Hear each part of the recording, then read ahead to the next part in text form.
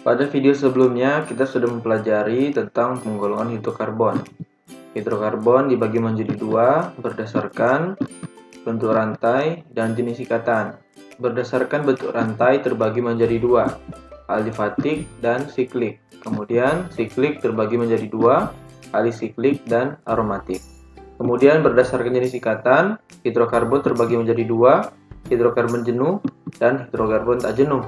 Sedangkan hidrokarbon jenuh terdiri dari alkana dan hidrokarbon tak jenuh terdiri dari alkena dan alkuna. Pada kesempatan kali ini kita akan mempelajari tentang tata nama senyawa alkana. Bagaimana tata nama senyawa alkana?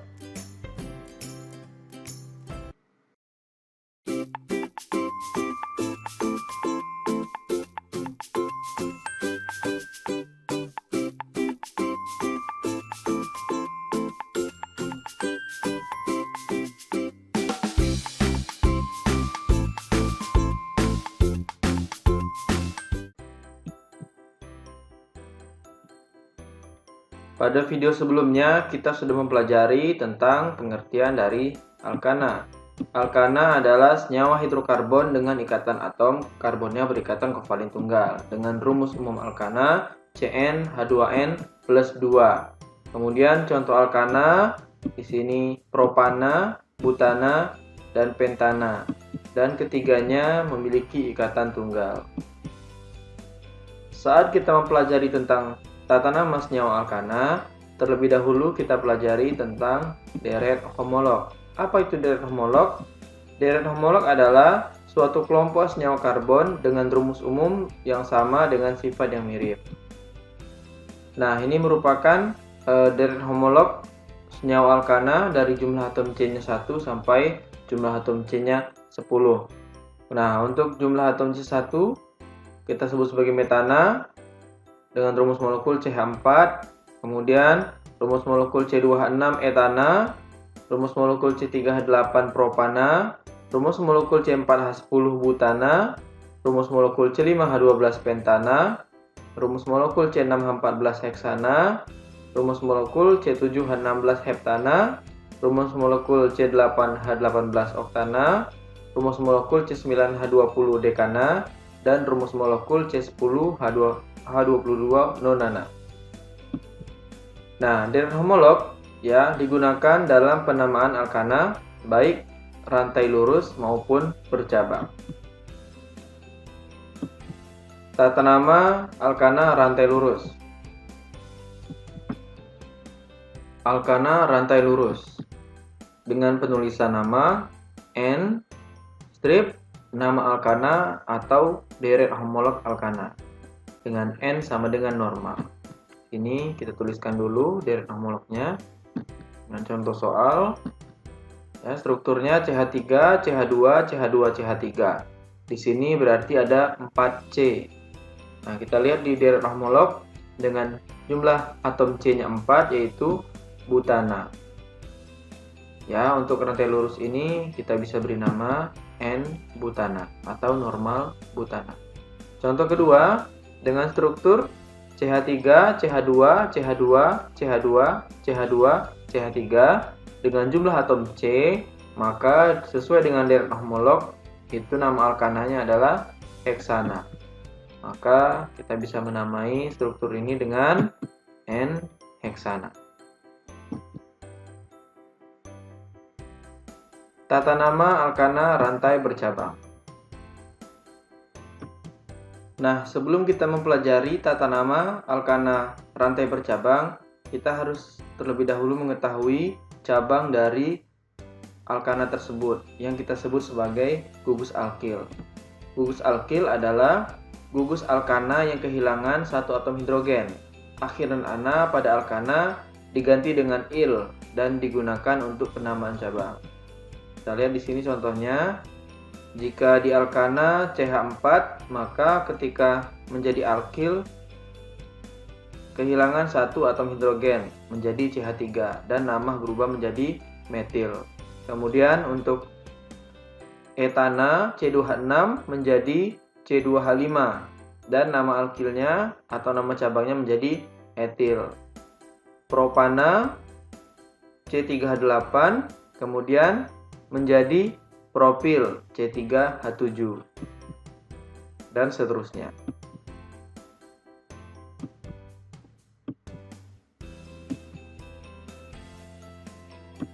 Kita lihat di sini yang berwarna hijau yaitu kita sebut sebagai rantai utama atau rantai yang paling panjang, lebihnya kita sebut sebagai cabang. Di sini ada dua cabang, yang pertama metil, yang kedua etil. Keduanya merupakan gugus alkil. Terdapat juga gugus alkil yang lain. Misalnya di sini propil ada yang mirip yaitu isopropil. Kemudian butil, cabang tersier butil, cabang isobutil, dan cabang sekunder butil. Namanya tergantung dari C yang mana yang berikatan dengan rantai utama.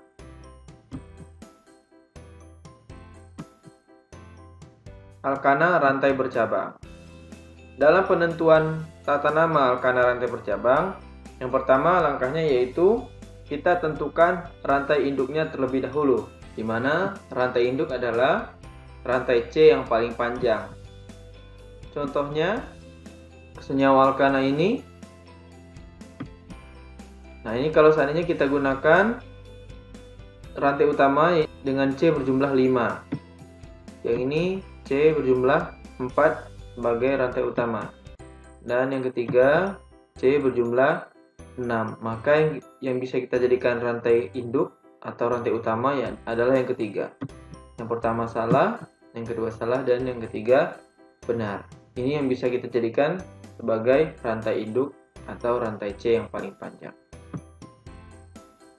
Nah, penamaan rantai induk berdasarkan jumlah atom C di rantai induk. Nah, di sini karena rantai induknya C-nya berjumlah 6, maka rantai induknya kita sebut sebagai heksana. Nah, jika ada lebih dari satu kemungkinan rantai karbon terpanjang, maka rantai induk adalah rantai karbon dengan cabang terbanyak. Misalnya seperti ini. Kita lihat kemungkinan jumlah C pada rantai utama yang bisa kita tentukan yaitu 6. Dengan cabangnya isopropil. Ya, ini cabangnya hanya satu cabang. Kemudian kemungkinan kedua sama-sama berjumlah 6, akan tetapi di sini kita memperoleh dua jenis cabang, etil dan metil. Maka yang kita pilih adalah contoh yang kedua karena jumlah cabangnya lebih banyak.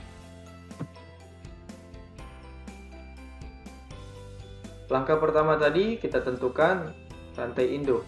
Kemudian langkah kedua kita tentukan cabangnya. Nah, cabang merupakan gugus atau atom C yang tidak termasuk rantai induk. Ya, ini kita jadikan sebagai cabang. Kita lihat di sini. Kita tentukan dulu yang mana yang menjadi rantai utama atau rantai induk. Nah, kita ambil ini ada 6. Ya, berarti ini rantai induknya adalah heksana. Nah, selain dari heksana atau rantai induk ini kita sebut sebagai cabang. Di sini ada dua cabangnya, metil dan etil. Nah, yang pertama tadi kita tentukan dulu rantai induk. Yang kedua kita tentukan cabang. Nah, yang ketiga penomoran rantai induk. Nah, penomoran dimulai dari yang paling dekat dengan cabang. Ini contohnya. Kita tentukan dulu rantai induknya, ya ada 6. Kemudian kita coba nomorkan. Nah, yang sebelah kiri kita nomorkan dari kiri ke kanan. Kemudian yang sebelah kanan penomorannya dari kanan ke kiri. Yang manakah yang paling dekat dengan cabang? Untuk yang sebelah kiri, contoh sebelah kiri itu cabangnya di nomor 3. Sedangkan di sebelah kanan cabangnya di nomor 2. Maka yang bisa kita pakai adalah contoh di sebelah kanan. Ya. Selanjutnya Setelah kita tentukan rantai induk, tentukan cabang, penomoran rantai induk, maka langkah keempat yaitu kita bisa menuliskan tata nama senyawanya. Penulisan tata nama senyawa alkana rantai bercabang. Dengan urutan penulisan nama, nomor cabang, strip, nama cabang, langsung diikuti dengan nama rantai induk. Oke, kita contohkan. Tetap langkah pertama kita tentukan rantai induk atau rantai C yang paling panjang. Kemudian kita tentukan cabangnya. Ini cabangnya metil. Kemudian kita beri nomor rantai utamanya atau rantai induknya dengan melihat cabang yang paling dekat atau cabang yang memiliki nomor paling kecil. Sehingga cabang metil berada di nomor 2. Nah, kita bisa tuliskan namanya. Kita tuliskan dulu nomor cabangnya. Nomor 2, nama cabangnya metil dan rantai induknya heksana. Sehingga nama struktur ini 2-metil heksana. Kemudian, jika terdapat jenis cabang yang berbeda, maka penulisan diurutkan berdasarkan abjad. Nah, kita punya struktur ini. Kemudian ada 6 rantai karbon C yang dijadikan rantai induk. Kemudian ada 2 cabang. Nah, kita beri nomor dari sebelah kanan karena cabang terdekatnya terletak di nomor 2. Jika kita tuliskan nomornya dari sebelah kanan. Cabang yang pertama metil dan cabang yang kedua etil. Dilihat dari abjad, etil lebih dulu ya ditulis karena E lebih dulu dari M. Maka dalam penamaannya kita tulis dulu nomor dan nama cabang etil diikuti dengan nomor cabang metil, kemudian nama rantai induknya. Sehingga nama dari struktur ini 4 etil 2 metil heksana.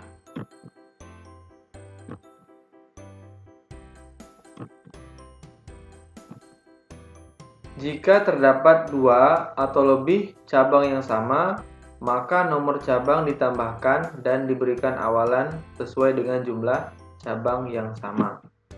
Nah, jika ada 2 cabang yang sama, maka kita memberi awalan D. Ya. Kalau 3 tri, 4 tetra, 5 penta, 6 heksa, 7 hepta, dan 8 okta. Nah, contohnya dari struktur ini dengan rantai induknya berjumlah 6, kemudian ada 2 cabang dengan jenis yang sama, ya, dengan jenis yang sama.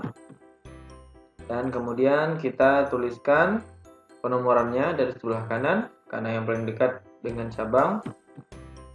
Ya, cabangnya sejenis yaitu metil. Maka nanti dalam penamaan kita tambahkan awalan D. Sehingga nama dari struktur ini 2,4 dimetil heksana. Contoh berikutnya, ini ada 3 metilnya. 3 cabang metil, maka bisa kita tuliskan dengan tambahan awalan tri, ya, kita tulis 2,3,5 trimetil heksana. Menentukan rumus struktur senyawa alkana.